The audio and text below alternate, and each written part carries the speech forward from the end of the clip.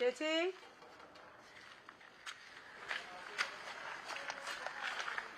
Plastic എടുക്കാനാണ് sir.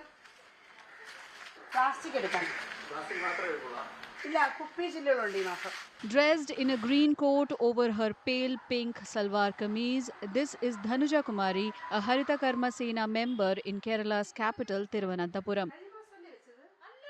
From Monday to Saturday, she and her two teammates knock on the gates of houses in the Ravi Nagar area of the city seeking to collect plastic waste. Dhanuja has lived a tough life. Her 48 years are etched on her face, but she always wears it with a smile. She was in class 9 when her parents got her married to a Chenda artist, forcing her to drop out of school.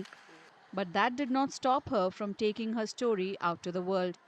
She has authored a book, Chengalchulaile Ende Jeevitham, or My Life in Chengalchula, which is now part of the curriculum for BA students in Kannur University and for MA students in Calicut University. The book is now in its 5th edition. എനിക്കിങ്ങനെ ചിന്തിച്ചിരുന്ന് എഴുതുന്ന ഒരാളല്ല ഞാൻ. ഇപ്പം ഞാൻ നടന്നു പോകുമ്പോഴായിരിക്കും എനിക്ക് തോന്നുന്നത് ചിലപ്പോൾ എൻ്റെ കാല് തട്ടി, അപ്പോൾ അതുവഴി ഒരു പട്ടി വന്നു, ഞാൻ തട്ടി വീണു. ഇതാണ് എൻ്റെ എഴുത്ത്. അപ്പോൾ എൻ്റെ മലയാളം എന്ന് പറയുന്ന സാഹിത്യത്തിലല്ലല്ലോ.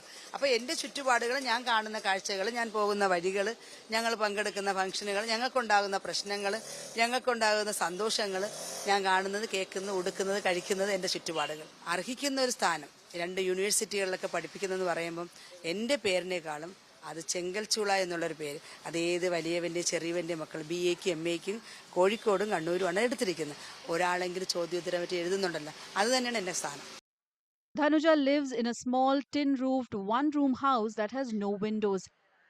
Her book portrays her struggles as a slum dweller, struggles that also helped her become a better writer. പുറം ലോകം നമ്മൾ എന്താണെന്ന് അവരറിയണം. അതാണ് എൻ്റെ എഴുത്തിൻ്റെ ഞാൻ ഉദ്ദേശിച്ചത്. അത് എനിക്ക് ഏറെക്കുറെ അറിയിക്കാൻ പറ്റി.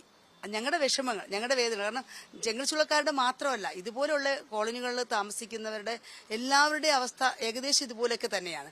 അവിടെയും നല്ല പഠിക്കുന്ന കുട്ടികളുണ്ട്, അവിടെ നല്ല ഉന്നത ലെവലിൽ വരേണ്ട ആൾക്കാരുണ്ട്. പക്ഷെ അവർ പല പ്രാവശ്യം അവർ മാനസികമായിട്ടും അല്ലാതെയും ജാതിയുടെ പേരിലും സ്ഥലത്തിന്റെ പേരിലും മാറ്റി നിർത്തപ്പെടുകയും ഒരുപക്ഷെ അവരെ കുറ്റവാളികളാക്കി തന്നെ ചിത്രീകരിക്കുന്ന ഒരു സാഹചര്യമാണ്. അപ്പം അതിനെല്ലാം ഒരു മാറ്റം വരണം. അപ്പം അതിനെനിക്ക് എഴുതാനുള്ളൊരു കാരണം അക്ഷരങ്ങൾക്ക് എന്തായിരുന്നു അതൊരു വിലയാണ്. അത് വായിക്കുന്നവർക്ക് ചിലപ്പോൾ 100 പേര് വായിക്കുമ്പോൾ 10 പേരായിരിക്കും എന്നെ തിരിച്ചറിയുന്നത്. ആ 10 പേര് നമ്മൾ തിരിച്ചറിഞ്ഞാൽ മതി, ഒരു കുട്ടി രക്ഷപ്പെടും.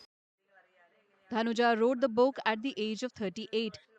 Encouraged by its success and acceptance in academic circles, she is now busy writing the second part. Though she is now accepted by many as a writer, Dhanuja believes that her caste and upbringing may not let her become an equal to other well-known Malayalam writers.